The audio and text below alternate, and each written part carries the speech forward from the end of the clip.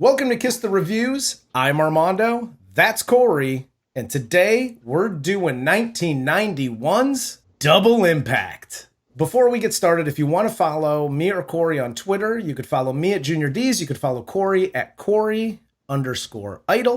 Twat us on Twitter.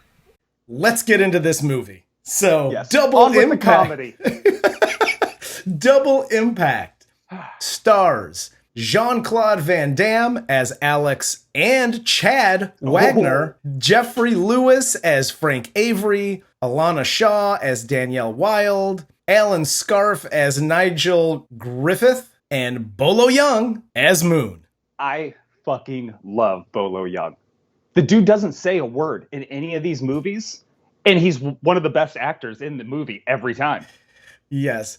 And I know this isn't a comedy, but I know in Short Circuit, we had mentioned that one of the best comedy duos were the two guys from Police Academy. Yes. Bolo Yeung and Jean-Claude Van Damme, close second.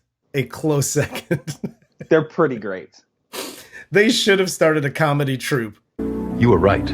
Just a quick tidbit. Again, we don't do very much research. The only research I did was while researching the cast, I noticed that Jean-Claude Van Damme was actually one of the credited writers on this movie, and it shows. Of course he was.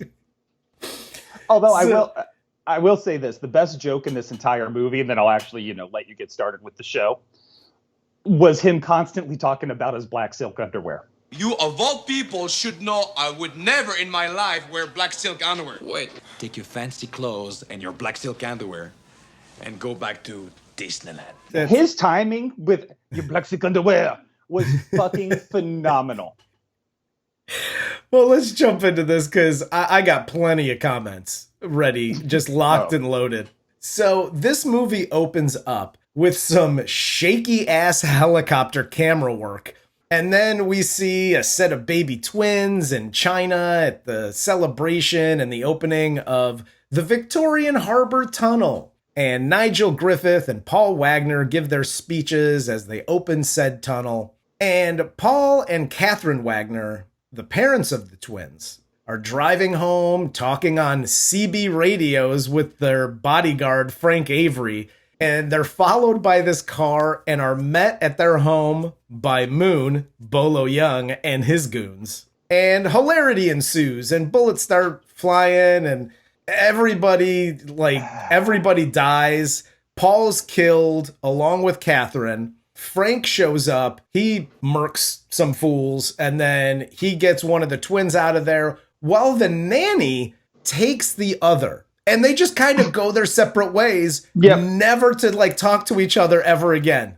Never again. And I'm just going to toss this out there. If you're a high profile dignitary who requires security with you, have them drive your car. You should not be in separate cars communicating. You're not a Smokey and the Bandit type situation. Okay? You don't need that. Yeah. He should be in the car with you. And two, not for nothing, don't play fucking coy when you do spot somebody. Oh, I thought I told you to knock off for the night. So that's not you following me. What are you doing? This isn't 20 questions. It's your wife's in the car. Your two babies in the car. Yes. Hey, Frank, there's another fucking car behind us following us. You should probably get to us.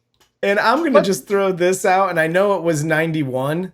However, from what I remember, car seats were a thing. The nanny was in the back just hugging the two twins, just willy-nilly. And then when she gets the one twin out, because he's like, get the twins and get out of here. She grabs one, literally just slides her ass across the other one, just rolls over it and bolts. That's the worst nanny on the planet. No, it's not. That's a life lesson. Corey's life lessons. Hi, babies. Uncle Corey here. If you're being held in the backseat by a nanny, don't try and teethe on her tit, because when shit goes down, she's going to leave your ass behind and take the good kid with her. Yes. Just be a better baby. Fast forward to 25 years later, Frank and Chad own a karate / aerobic studio, and we see Chad Wagner as the aerobics instructor and a karate teacher as well.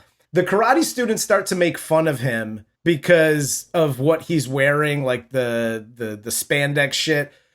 Don't do that, it's not good for you. Hi, people out there. If you're looking to make fun of somebody and poke the bear and make fun of what they're wearing, their shoes, their haircut, make sure you don't look like shit. Because don't ever, while wearing pink karate pajamas, make fun of the guy in blue spandex. It's just not a good look. Not only, and Jean-Claude Van Damme here could have just like said, hey, nice pink pajamas, asshole. But instead, he just kicks the shit out of the guy and he's like, I know karate and things. So every action movie has this scene, right? Every action movie, book, TV show, you always have the scene where your protagonist can demonstrate how good he is against just a normal guy. Yes. Right? Whether it's a bar fight, him stopping a girl from getting beat, which is typically the cliche, something like that. Yeah. This was lacking in all forms. This showed that Chad is more of a fucking poonhound than he is a karate master. Beautiful. Doing well.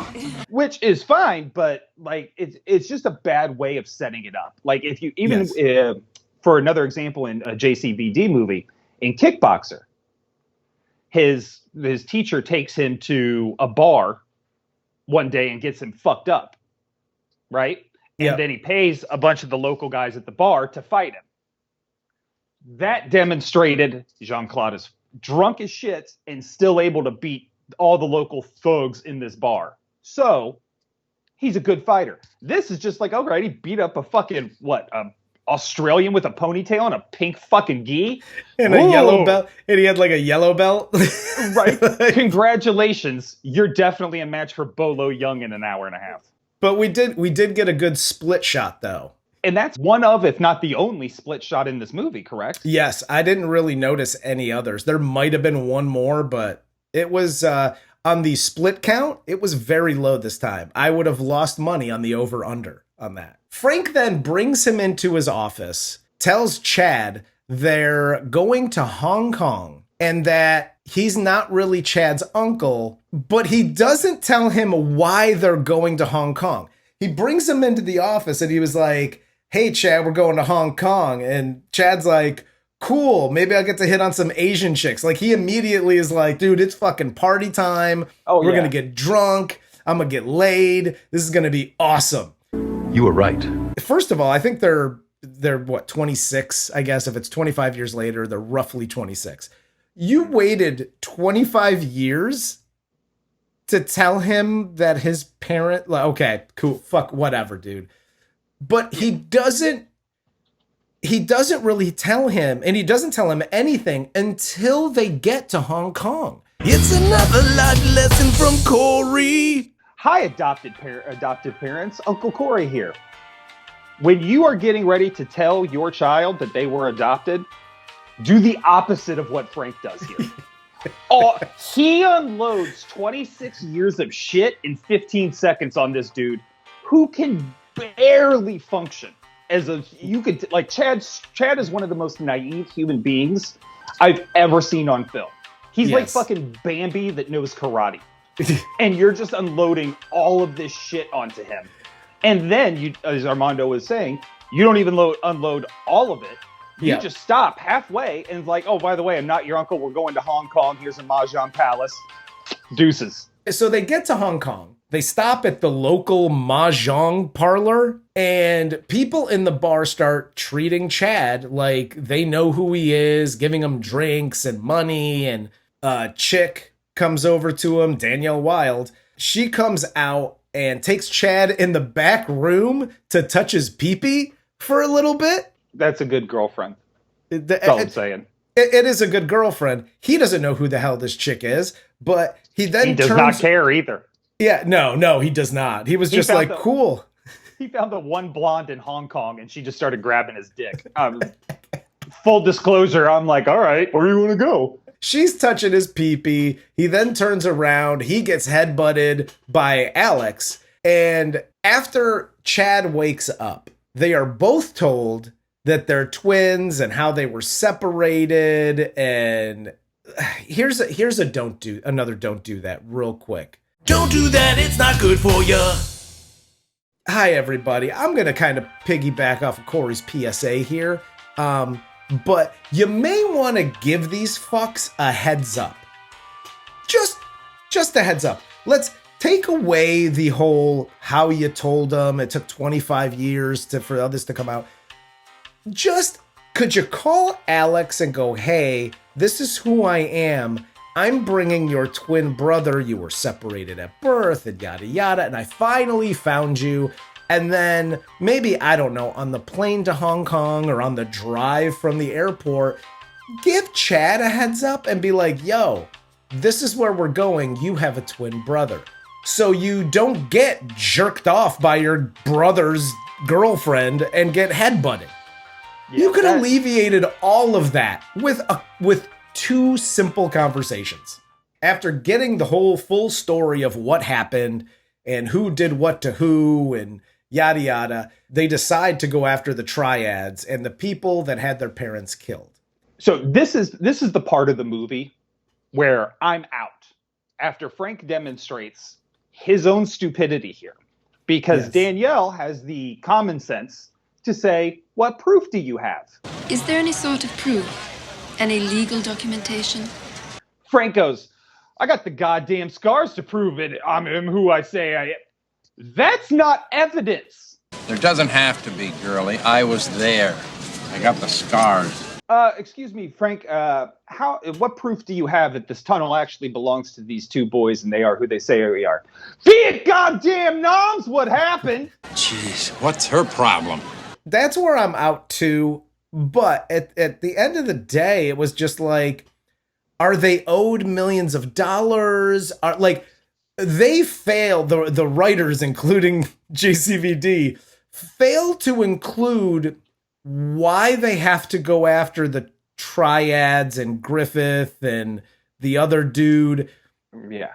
Like, outside of just revenge, which revenge is fine. There's a million movies based solely on revenge. Mm-hmm. So if that's your, the reasoning, that's cool. But he starts talking about, well, they owe you money. Like, for what? The fucking tolls? Did they not pay the contractors? Like, 25 years ago, they just stiffed the bill on the contractors. It really felt like they were trying to verge into Chinatown, and then JCVD started writing with them, and they just lost him. Like, what do you mean water rights? What do you mean water rights? We all have the right to water. Another scene pops up here where they get into this gunfight and chased by the Hong Kong police after, Mafia JCVD sets up some random cash for cars and cigarette scheme. And they get away because Hong Kong cops hate fire and can't drive their boat around said fire. Little known fact, this is how Cars for Kids actually ships their vehicles back and forth. This whole scene, for whatever reason, was in the movie.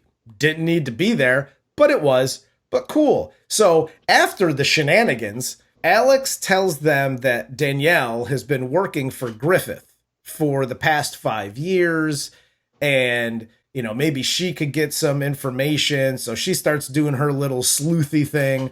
And after mistaking Chad for Alex, Raymond Zhang picks up JCVD with his goons, takes him to a meeting of some sort, and asks him to smuggle some shit. So cognac, maybe?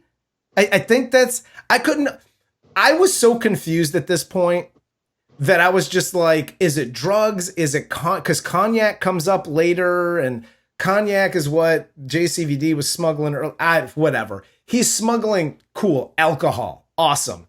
Yeah, I think the point here was Zhang wanted Alex to basically work for him, period. Like, Alex is an independent contractor. Yeah.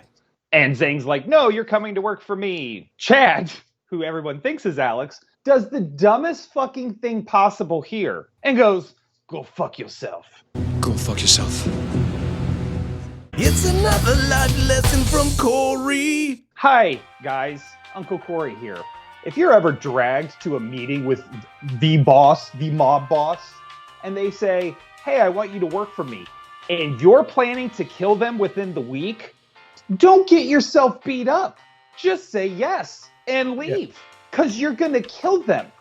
You don't have to be honest. It's a mob boss. Lie to him, get the fuck out of there, kill him, and then your life is just back to normal. Yes. And this is so stupid.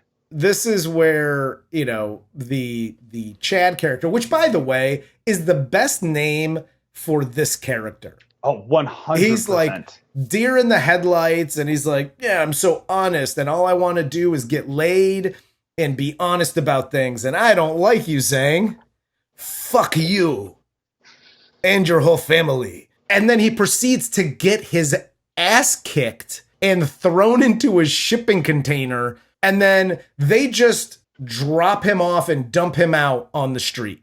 And I love when Frank is patching him up, and he's like, "Frankie, I could have taken them. I know it." Yeah. Look, as the guy who has been patched up and has said the same thing, Captain Hindsight steps in now and goes, "No, you couldn't. Because if you could have, you would have." Frank and the JCVDs get a plan together to go where Zhang said the drug drop, the cognac drop is going to be whatever. And they decide to ambush the drop, hiding in plain sight most of the time until they get into a full shootout where we get to see the slowest ground roll of all time. This whole series of scenes was awful. Every fight scene in this, let's just clear the air. Every fight scene is a slow-mo, over-choreographed dance. Like, this should be on So You Think You Could Dance, more so than it should be an action movie. And that's fine. Look, dude, he looks great when he's doing his kicks. Oh, absolutely. And the slow-mo and shit like that are fucking awesome. But at the same time, do some fun. I would rather see the Steven Seagal fights in Fast Forward than I would the slow-mo JCVD. Yes. Absolutely. Make them look faster than they really are instead of this shit, because it's just like, Jesus Christ. Like, you should never get tired watching an action scene. Dude, I'd rather see the fast-forwarded Dolomite karate than this bullshit. Are you kidding me? Alex and Danielle then discuss her looking into Griffith's business. And she tells him about a business meeting that he's going to at Zhang's club. So they decide to go to Zhang's club and foil that meeting. I am so frustrated by this point because they go to the drop before and they hiya and slow karate things. And then they blow the place up and they bounce. Yep. And then it's like, oh, Griffith has this meeting with Zhang, so we're going to go over there and blow it up. And to what end? For what reason? Like, it just seems like you're not going there, blowing shit up, killing people, and then like taking something like this is the key to the tunnel thing, whatever the fuck. Right.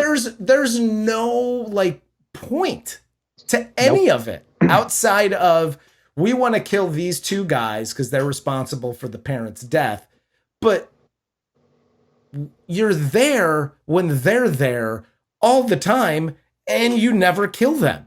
So Alex shows up at the club with a case of cognac that Zhang requested earlier. They bring it up to the meeting, but it's full of dynamite and they blow it up and start kicking ass in this club. They escape, but not before Zhang and Griffith realize that there are two JCVDs and oh my God, the twins. Here's what's weird to me. Chad, as Alex, is delivering the cognac. And Griffith, he makes some sort of comment, and Griffith looks at Zhang like, oh, we know who Alex is. Like, we killed his parents. Like, there's a very clear indication between the two of them that they know who he really is. Yes. Then, once they're leaving the club, Zhang goes, there's two of them. Yeah, they were fucking... What?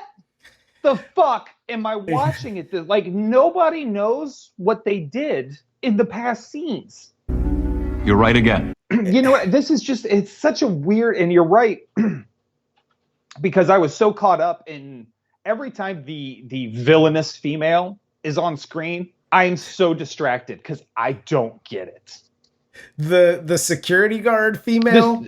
Catwoman, who's always wearing leather.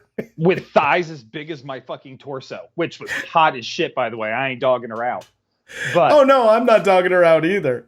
I didn't every time she tried to be intimidating, I laughed. She was the least tough person in the room. And even when she dies, it's the most anticlimactic fucking death in the whole movie. It really is. Because really, you know why? is. She's like an 92-pound female fighting fucking Jean-Claude Van Damme. Yeah, and he just gives her like a yeah, he bitch slaps her once and then stabs her with her fucking stiletto knife. End of discussion. And then it cuts into Danielle getting caught at Griffith's office by sexy security guard. And she gets frisked and then let go.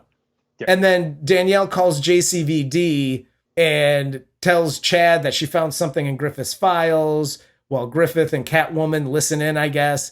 Like that whole thing where Kara, I think her name's Kara, the security guard, like catches her and then she's like, yeah, I want to lick your butthole. Get out of here. You can frisk me. How about, what the fuck are you doing in here? You've been literally living in this file cabinet room for like a week. That you clearly aren't supposed to be in, because I'm questioning you every 5 seconds as to why you're in here. You were right. This whole next series, look, we've been saying it the whole time, but the whole next series is a fucking train wreck. It's a dumpster fire. It really is. And I'm just going to toss this out there. If you call scared, like, look, I just got searched, right? Yeah. I need you to come pick me up. Stress the fact that somebody was knuckle deep inside of your anal cavity. That wasn't because if you're like, I just got searched, you need to come pick me up. All right, I'll fucking be there. I'm cooking some motherfucking eggs right now for the boys. I'll be there in a minute. Yeah. Okay. But hey, some chick was just knuckle deep inside of me. I need you to come pick me up because bad shit's going on here. Yeah. I'm dropping everything and I'm coming to get you. Yeah. Once again, a heads up. Nobody gives anybody a heads up in this movie. No, they all speak in like these just the most benign, lazy fucking words they can possibly use to describe the situation. I got searched. No, bitch. They're onto you, and you got all the way felt up. So after the phone call, Chad then jumps on a boat and heads to see Danielle at Alex's bar without telling Alex or Frank, because they're in their little hideout. So they come out from the woods because, I don't know, they're hunting or some shit, whatever the fuck they're doing. They come out and they're like, oh, he took the boat for a joyride. All the time to take a joyride! Fuck you. How's that? Frank, go fuck off. So he goes to Alex's bar, and Kara and her goons show up at Alex's bar as well. Chad and Danielle escape through this secret exit out behind a bookshelf, and they're chased through the streets, and they end up getting away in the boat and head back to the hideout. But Catwoman and her crew have a helicopter and spot them and find where the hideout is. From the time that Danielle gets, finger banged in the pencil room to JCVD and her jumping over boats and getting away, and the helicopter, and they do a flyover, and they fly over the hideout. And Frank's out there like, hey, look, it is fucking helicopter. It's a hideout. Hide the fuck out. What are you doing? So he's not a good planner. He has no practical knowledge of what they're doing, because he's just out in the front area, like pointing at it like, guys, look, it's a helicopter. That looks pretty low. Dude, this whole shit is ridiculous. Oh, it's insane. It's another life lesson from Corey. Hi, high-end tunnel thieves. Uncle Corey here. You're not stealing a candy bar from 7-Eleven. You're stealing a tunnel, for lack of a better word, because I really don't know what you're doing. You're stealing a tunnel from the wealthiest guy in Hong Kong and his mob boss partner. Yes. Right? So let's start here. Stop using the phone altogether. That's just really stupid when you're doing anything criminal. Don't use the fucking phone. You're right. It's fact. 2, don't just think because you made it to your car or your boat or your plane or whatever the fuck you're using to get away that you're safe. You still have a place to go. They're not just going to go, oh shit, they got away. I guess we just give up now. Give them their tunnel. No! They're going to look for you. Don't be fucking stupid. This whole series of events is so ridiculous. And we haven't even discussed yet the shared fantasy going on between Chad and Alex. That's what I was going to bring up next.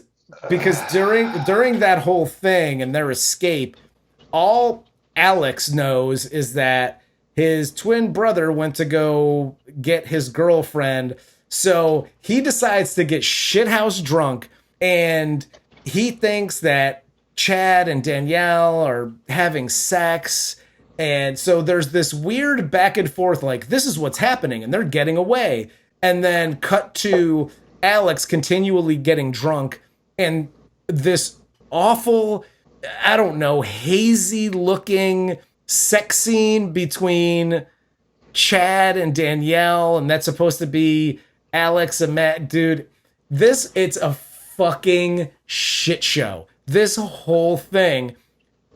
And then, to cap it all off, after Chad and Danielle get back to the hideout, we then see Alex here smacks the shit out of Danielle. And in a drunken fit of rage, he just decides to act on all his emotion and attack his brother. And then it's time for this JCVD squared fight until Frank steps in and breaks everything up. And I will say this, out of all of the, hey, there's 2 JCVDs on screen at the same time, this is the best cut. Yes. Out of the whole movie, because they 100%. obviously had stand-ins, because, you know, you get the back of one and the front of the other, and they do that whole thing. What? It's not all the other shots that are obviously green screened from before. They're not colored properly. No, it looks like I did it when I do the editing on this review. Like, the editing is so poorly done, and all of the green screen shit is so poorly done. Yes. But this one fight, I'll give them credit, because they didn't have to green screen anything. Mm-hmm. The fight was actually well shot. No, it really was. And they really did a massive disservice to Chad here. Right? Because Chad hasn't had to fight. He's been on that boat the whole time resting. Yeah. He's good to go. Alex is shit house drunk and still whoops his ass. Chad gets in what, 2 or 3 good shots? Probably. They do Chad such a disservice. Like, dude, he should not be involved in this. I'm taking Danielle on the op before I'm taking Chad. No, absolutely. But Alex also has like beer muscles, so he's like, I'm ready to go. I just got drunken rage. So, I mean, it's fair. And then nobody ever brings up the fact that for no reason whatsoever, he slapped the piss out of his girlfriend. She doesn't bring it up. Frank doesn't bring it up. Chad doesn't. Yeah. Nobody cares after that happens. It's like, yes, she deserved it. Why? Because she fucked somebody in my fantasy. After this, they're still mad at each other, so they decide to go their separate ways and fuck the triads and whatever. Chad runs away like such a bitch here. Like, he runs away like his grandma gave him that chain. Man, my grandmama gave me that chain. His arms are just flapping, and he's crying, and he storms out like a little baby. Yeah. And then he's like, I'm going to swim. I don't need to be here. I can swim. I'll swim. I'll swim. again, why are you on this op? Dude, we'll send you a check for your share of the tunnel or whatever's happening. I totally forgot about him running away saying, I'll swim back to Hong Kong. It's fine. It's fine. The next morning, we see Zhang's entire army battalion, apparently, again, armed to the teeth. They show up to kill everyone and everything in this little hideout area. I want to see the cutscene where Zhang, who's worn a white suit this entire time, shows up to the big fight. Where he goes, hey guys, hang on a second. Before we go, like, you guys ready? Cool. I got to change into my camo suit that matches my white suit with my fucking beige ascot. Hey. Who shows up to war like that? Hey, you look like an asshole. You got to dress for the job you want. He wants this job. He was like, I want to be the white suit mob boss, but I also really want to be like a lieutenant in the military.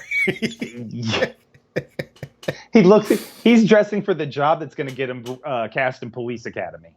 Yeah, absolutely. Him and G.W. Bailey. That's the new right. comedy Bailey, troupe. Gutenberg, and Zhang. They take Frank and Danielle hostage. Chad and Alex like hear all the commotion and they're like, oh shit, they're stealing our friends. Cool. So they fight. Chad and Alex then end up on a ship where they have Frank and Danielle held hostage. There's some talky talk on the PA system here, and Alex fights a dude with like cowboy boots and spurs in the dark. And then he like punches holes in the wall and he's like, light, and I kill you. He may as well have had 0 arms. Yeah. He can do nothing but cut you with his spurs in the dark. The second the lights came on, he shit his pants and died. And he died the most like bitch ass way possible. Like they had him set up as like, I'm the second bat. There's Bolo and then there's Jingle Jangle, right? Yeah. Yes. Jingle Jangle comes in, which, by the way, it's another life lesson from Corey. Henchman, hi, Uncle Corey here. If you're going to go into a all-dark karate fight, don't wear fucking Jingle Jangle spurs that give away your position. You're lucky you're fighting fucking Helen Keller over here instead of fucking JCVD. Because he can't hear shit. Even though you're wearing these fucking spurs that jingle jangle. This fight was so bad, and he dies with JCVD going, yeah. Yes. And you audibly hear his entire spine shatter. JCVD is the best chiropractor in Hong Kong. I was a little jealous. I could use that shit. We cut from Alex fighting Jingle Jangle to Chad fighting Bolo. And apparently he pulls a hamstring at the beginning here. Because he kicks a fucking full 50-gallon barrel drum. You idiot. I'm not even doing a PSA there. If you think that's a good idea, shatter your leg. I think it's awesome. But then they take their shirts off and everything's good. Bolo tries to get revenge for the Kumite tournament. So they kind of go back and forth and he throws salt in his face. And I want to say this. If you're a young actor trying to make it, the best thing you could do is be like Bolo Yeung here and have a thing.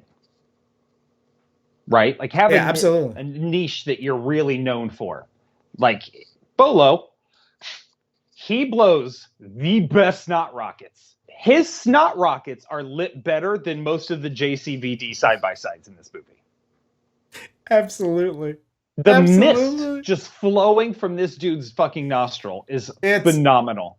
After this Bolo fight, the whole room explodes after Bolo gets electrocuted, and Alex finally gets down to the boiler room and kills Kara, the Catwoman, in this very anticlimactic way. And Zhang and Griffith run away. Alex then catches up to Zhang, and we get a preposterous fight. And Alex kills Zhang. It's another life lesson from Corey. Hi, real fighters. Uncle Corey here. Fencing is a dope sport. Don't take that shit into a real fucking sword fight or a fight with somebody that knows what they're doing. They will take that sword and shove it straight into your pee hole. Just don't do it. By the way, the cane knife, I do dig though. Listen, I like a good cane sword. in every movie, the cane sword is where it's at. I dig it. It's the shit. Best use of a cane sword, by the way, a TV show called The Strain, currently on Hulu. Yes, absolutely. I will agree with that. You then have Chad catching up to Griffith, but after inexplicably emptying his clip into the water where Chad falls into the water, Chad drops a shipping container on Griffith's head and kills him. And this movie ends as Alex, Chad, Danielle, and Frank celebrate their victory over the forces of evil, and they become rich or own a tunnel in Hong Kong. We don't really know what happens after and why they were fighting in the first place. Like, it just ends and they're like, we win. What do you win?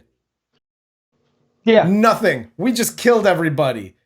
Cool. Nothing. I stopped caring right around the same time both bad guys died, and this is why.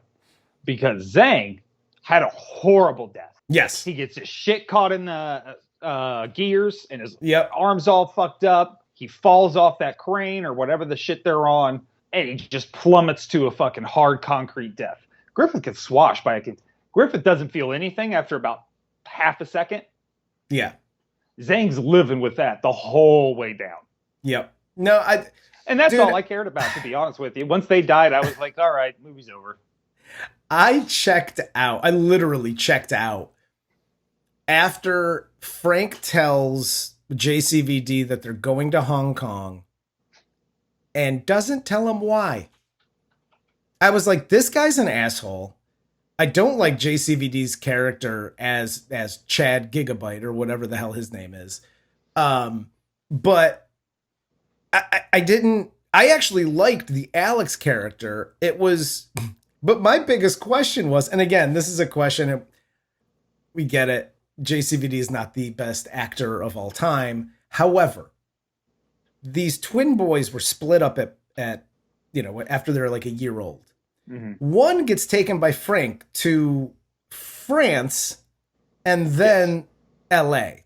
Yes. Which kind of explains Chad's accent. Yes, because they're both British, by the way. Yes.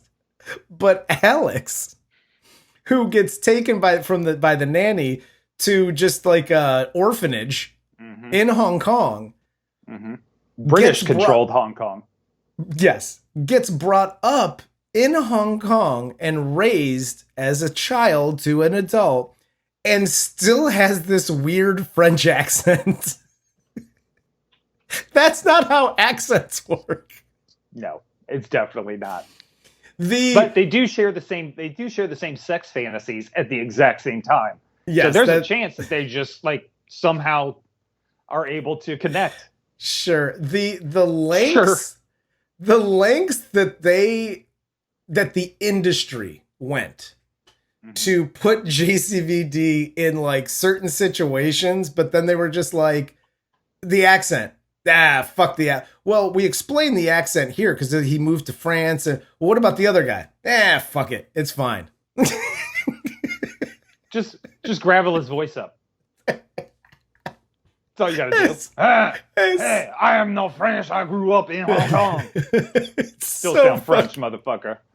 Dude, this movie, out of all the JCVD movies, I would venture to say this one is probably the worst we've seen so far. As far as script, storyline, acting, like across the board, everything was terrible. Yeah, this is what I'm confused about, Damien, because Damien keeps suggesting JCVD, and you're a huge fan, but you keep feeding us not great ones. And we're just saying, let us eat, because we're trying to be a fan, and like we want to be with you, dude. Because I won't speak for Armando, because if you read the comments, do not ever speak for Armando. However, I grew up loving all of these movies. Me too. Him, Steven Seagal, fucking Chuck Norris. I loved these karate movies coming up, and he was at the top of that list. For me, anyway. So watching it, I was just like so disappointed constantly. But I know there are movies like Kickboxer, like Cyborg, Like fucking Maximum Risk with what's her name, Natasha Henstridge. Yeah, awesome. Which, by the way, top 5 sex scene of all time in a movie. Hell yes. The only permittable time you can fuck in a bathroom is the situation in Maximum Risk. Just saying. But yeah, Damien, I want you to feed us some better movies if you're going to throw JCVD at us, because, bro, you're breaking our hearts. Yeah, you're my view of JCVD has been shattered. Like, yes. Growing up, I loved all his movies, and I mean, again, we've said it time and time again. It shows me anyway how ridiculous my taste in movies was back then. And like I was a fucking idiot. Yeah, I can't get through these. It's hard with some of these. But yeah, I think there's some simple corrections to fix them too, which is one, don't have him in the writer's room. That's number one. Sorry, like, you want a credit? I'll give you the credit. You can pay the guild fees and all that bullshit. You ain't putting one fucking period in this fucking script. Yeah. Just, we're starting there. And two, speed up the goddamn fights. I know you're getting older. I know you're only doing one split here or there because your fucking hips are trash at this point. But speed up the fights, and I don't know, sometimes you can mix up using your fists and your legs. Yes. Like, Chad loses every fight because he starts every fight off with a fucking front kick. Cool, bro. Yeah. Yeah, that's all I got. Do you have anything else for this one? No. All right. Well, for Corey, I'm Armando. This is Kiss the Reviews, and this was 1991's Double Impact.